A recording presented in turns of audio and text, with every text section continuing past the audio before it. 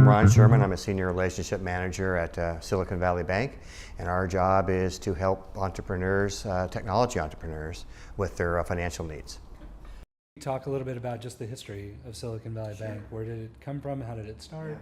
I'm going to give you Ron Sherman's interpretation. Okay, This is we're a 30-year-old company, so we started as a startup in Northern California when that little technology, young technology community was starting to blossom, and the conventional banks were struggling with how to help support these young companies. And our founder said there's got to be a way to help these young, smart entrepreneurs, help them build their company. So we put our business model together in Northern California. It actually was San Jose, where Santa Clara today headquartered. And the model worked. And once we showed that the model worked in Northern California, we started flying officers in other parts of the nation where there was young technology communities starting to blossom. And so today we got 28 offices scattered across the nation, and what do we got? 2, 4, 6 overseas at this point in time. What's the range of services that you could get from Silicon Valley Bank? So besides the early stage products and pro bono stuff that I talked about when a company is very young, we do a lot of things to help our technology companies that the conventional banking world doesn't do. Again, part of the business model, try to bring products and services that the conventional banks do not bring to this sector. So we have an SVB Capital Group that not only banks the venture guys, and we're headquartered on Sand Hill Road, but we also help our companies get introductions to venture money by sending down business plans to our SVB Capital guys. And we also do many venture conferences that if our companies get selected, we can put our companies in the hat for application, and if they get selected, they're presenting to a group of all venture capitalists in Northern California. A lot of our young companies have to attract talent with options. You want to make sure that those options are at market value, not below. We do 409A valuations, and so we help our companies with that process. Cap table management is huge. You got to make sure you've got a good, clean cap table and that you monitor it well. We have a software program that helps with that process. So, I've got all these great products and services, cash management, asset management services, but most people want to know, Ron, when will you lend me some money, right? At what stage should an entrepreneur start talking to Silicon Valley Bank? We like to think right out of the gate, because it's not just debt that we provide.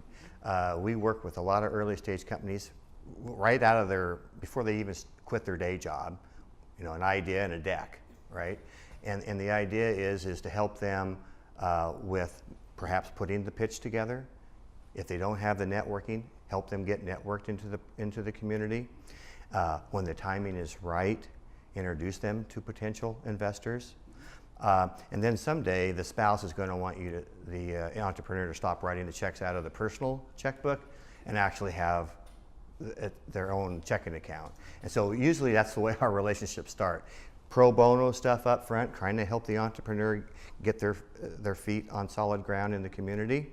And then usually the first product is a non-sexy checking account.